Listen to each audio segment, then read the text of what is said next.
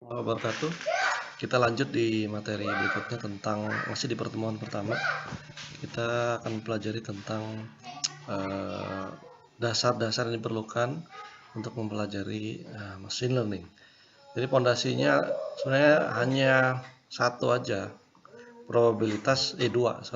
dua, yaitu probabilitas dan statistik. Tapi akan lebih banyak di probabilitas atau peluang. Statistiknya itu lebih ke Nah, probabilitas itu sebenarnya ya kemungkinan suatu event terjadi, kemudian adalah suatu perhitungan ya, perhitungan secara statistik bahwa suatu kondisi itu akan terjadi di kemudian hari. Anda punya satu buah koin, koin itu punya dua sisi. Kalau kita lempar satu kali, maka satu sisi koin itu akan punya peluang 1/2. Karena satu sisi dibanding dua kemungkinan yang muncul. Kita pakai dadu, dadu itu punya 6 sisi. Jadi kalau kita lempar satu kali, maka kemungkinan untuk satu sisi itu muncul adalah 1/6. Oke. Nah, jadi probabilitas ini adalah salah satu pendukung untuk pengambilan keputusan. Karena ya, jadi ada eksperimen di sana, eksperimen untuk mengumpulkan hasil-hasil dari beberapa kondisi.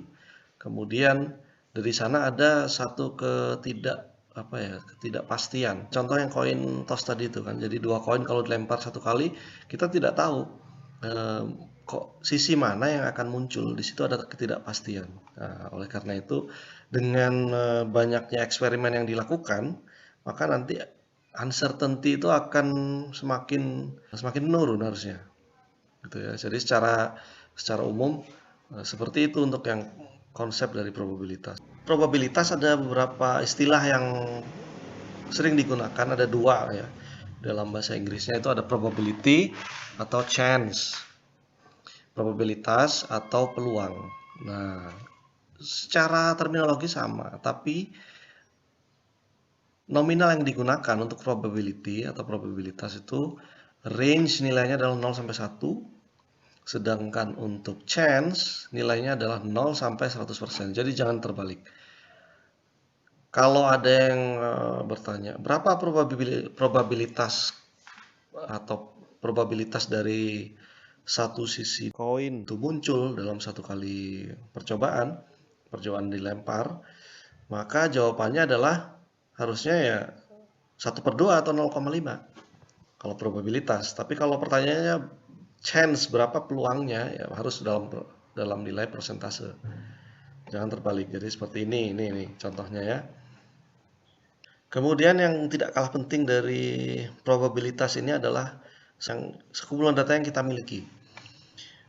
Ini kita sudah masuk dalam lingkupnya statistik.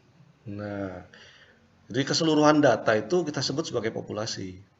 Tentunya untuk mengambil data dari sekian populasi itu menjadi tidak mudah dan menjadi cukup lama jika populasinya itu terdiri atas banyak sekali individu. Contoh kalau kita populasinya adalah warga negara Indonesia.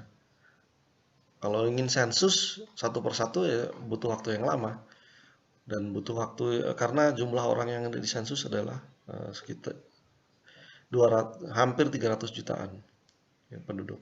Sedangkan sampel ini adalah bagian kecil dari populasinya. Bisa mulai dari satu sampel hingga berapa ratus sampel. Sampel ini harusnya representasi yang baik dari populasi.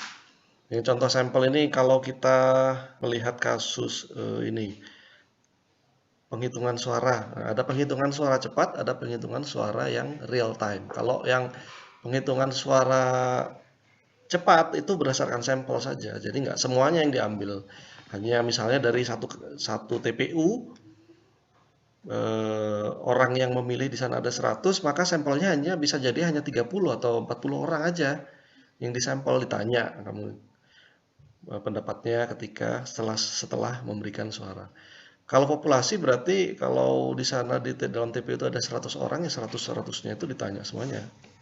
Nah, ini akan kita temui banyak sekali nanti karena dataset dalam machine learning itu jarang sekali populasi yang didapatkan.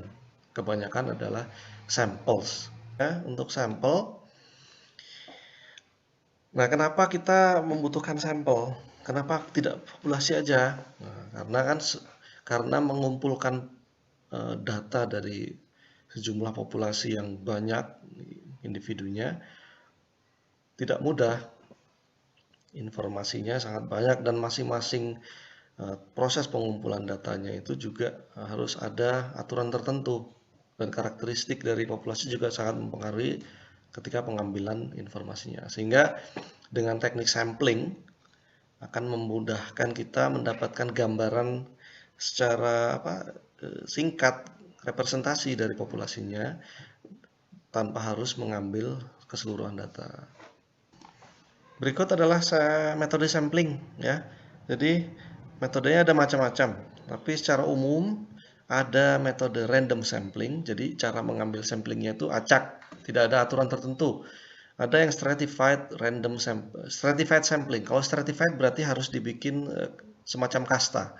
Ada kasta-kastanya, yang mulai dari yang paling rendah sampai yang tertinggi, kemudian dari masing-masing kasta itu diambil sampel secara random. Contohnya, kemudian ada yang sistematik. Kalau sistematik berarti ada semacam aturan untuk pengambilan sampelnya.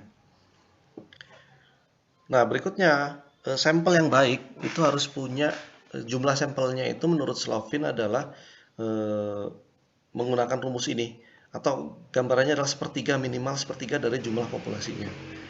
Gampang sekali untuk menghitungnya, tinggal sepertiganya aja kalau tercakupi, maka ya sampel kita dianggap reliable.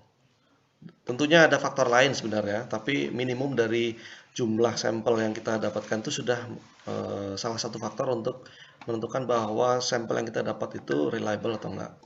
Ini sekilas tentang statistik yang kita bisa hitung, ada total, rata-rata, median, mode, varian, standar, deviasi, dan sebagainya. Oke, sekian, terima kasih.